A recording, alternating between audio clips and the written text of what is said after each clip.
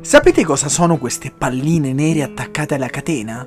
E avete mai visto questo strano guscio bianco? E questa stella marina del colore della sabbia? Anche su una spiaggia molto frequentata come quella del Poetta a Cagliari possiamo trovare delle creature incredibili e oggi le scopriremo insieme. Purtroppo, nei mesi scorsi, ho avuto un infortunio abbastanza grave che vi racconterò in un video e non mi sono immerso per troppo tempo. Dopo mesi, finalmente, ho mosso di nuovo i primi passi e come un bambino appena nato sono tornato nel mio mondo. Il maestrale ha soffiato per alcuni giorni e il mare oggi è calmo e abbastanza trasparente. Appena entro mi accoglie un enorme banco di piccole mormore. Questi pesci sono dei grufolatori e mangiano vermi ed invertebrati che trovano sotto la sabbia. Sebbene siano argentati, si mimetizzano perfettamente con il fondale sabbioso. Inoltre hanno delle strisce verticali sul corpo che le rendono prede difficili per un predatore che li attacchi dall'alto.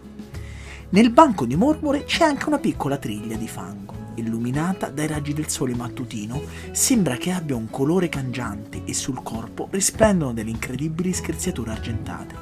Anche lei, come la mormora, è un grufolatore e con i suoi baffi scava nella sabbia alla ricerca di piccoli vermi e invertebrati.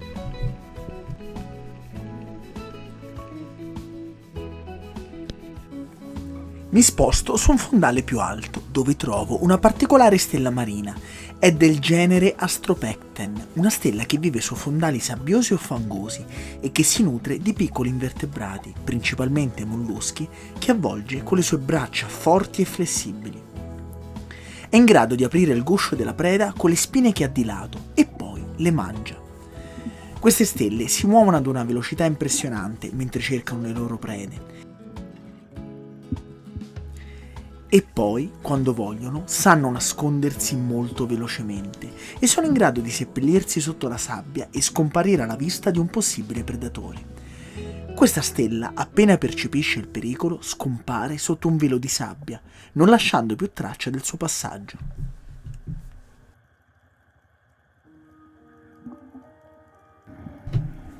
Più avanti ne trovo un'altra che giro solamente per mostrarvi la bocca che si trova al centro delle braccia.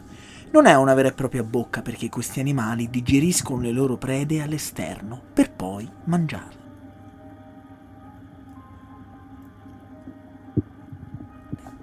Lascio tranquilla la stella marina e mi sposto seguendo delle cime che delimitano una zona di balneazione. In superficie nuota tranquilla una guglia.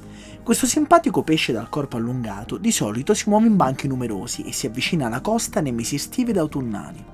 È un piccolo predatore che caccia pesciolini in superficie, ma anche lei a sua volta è una preda e lo sa bene. Dopo un po', infatti, questo esemplare fugge a tutta velocità. Continuo a muovermi seguendo la cima e mi trovo davanti alle boie di segnalazione. Qui noto dei crostacei molto particolari. Sono dei cerripedi che sono cresciuti sulla boa. Le larve vengono trasportate dalla corrente e quando trovano degli oggetti galleggianti si attaccano ad essi, usandoli come base di appoggio. Dal guscio emergono delle cigliafili, con le quali il cerripede filtra l'acqua in cerca di nutrimento e che si retraggono appena avvertono un pericolo. Pensate che le boe sono qui solo ad aprile, eppure questi animali le hanno già colonizzate, crescendo molto numerosi. Mi immergo lungo la catena perché ho visto un simpatico pesciolino. Si tratta di un pesce pettine, un pesce molto particolare che è in grado di insabbiarsi completamente. Questa in particolare è una femmina e si riconosce perfettamente per la macchia argentata che ha sul ventre. Mentre la seguo osservo delle piccole palline nere.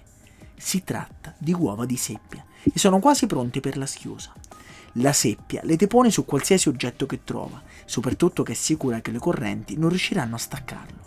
In questo caso la catena ha fatto da nursery alla seppia. Purtroppo, durante la mia breve immersione, sto trovando moltissima plastica che prontamente rimuovo e metto nella rete che ho in cintura. La gente purtroppo butta di tutto, piatti di plastica, nastro isolante e perfino le pagine di un cruciverba. Ma nonostante l'uomo faccia di tutto per deturpare l'ambiente, il mare trasforma i rifiuti in vita. Vicino a questa corda abbandonata, un'altra seppia ha deposto le sue uova. Questo bicchiere di plastica è invece stato colonizzato da alcune alghe e attorno a qualsiasi cima o catena scorre la vita. Come in questo caso, dove nuovamente un pesce pettine femmina ha deciso di vivere sfruttando il riparo della plastica riempita di cemento. Su un fondale sterile come quello sabbioso, qualsiasi oggetto crea e ospita la vita. Un po' più avanti noto uno strano movimento sulla sabbia. Si tratta di un grazioso granchio intento a mangiare qualcosa.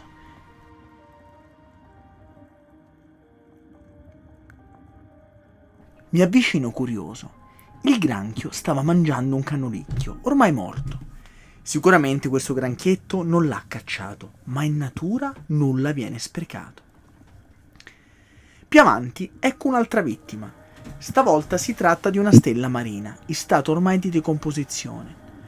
Può accadere che gli animali muoiano e le cause possono essere molteplici, come l'attacco di un predatore o una malattia.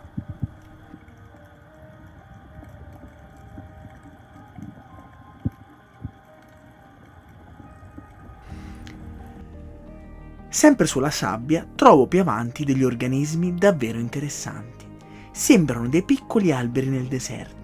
In realtà si tratta di anemoni tubicoli, i Cerianthus. Hanno dei tentacoli urticanti che ondeggiano con la corrente. Il Cerianthus usa i suoi tentacoli per catturare il cibo, plancton e piccoli organismi, ed è anche la sua arma di difesa. Infatti, i tentacoli sono urticanti. Su questo fondale ne ho trovati di diversi colori, bianchi e neri. E in questa zona sembrano essere molto abbondanti.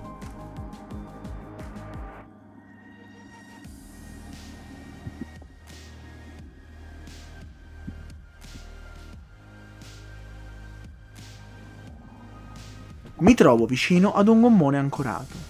Qui gli animali marini hanno già cominciato a colonizzare la carena del gommone, ma non sono gli unici. Un banco di pesci si ripara dai predatori all'ombra dell'imbarcazione. Si tratta di carangidi mediterranei, animali che stanno pian piano diventando sempre più numerosi nei nostri mari, complice il cambiamento del Mediterraneo.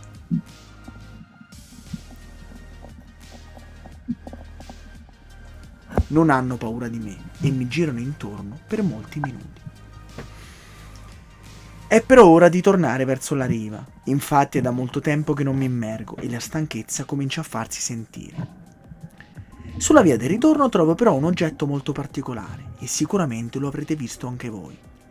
È lo scheletro di un riccio di sabbia, un animale che vive su fondali sabbiosi e che si ciba di piccoli organismi e delle particelle organiche che filtra attraverso la bocca situata sul lato inferiore del corpo.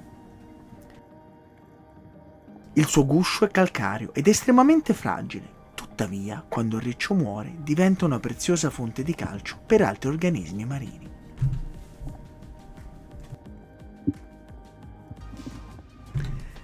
È ora di uscire e con questa piccola immagine sfocata vi lascio, tornando in quello che non è più il mio mondo.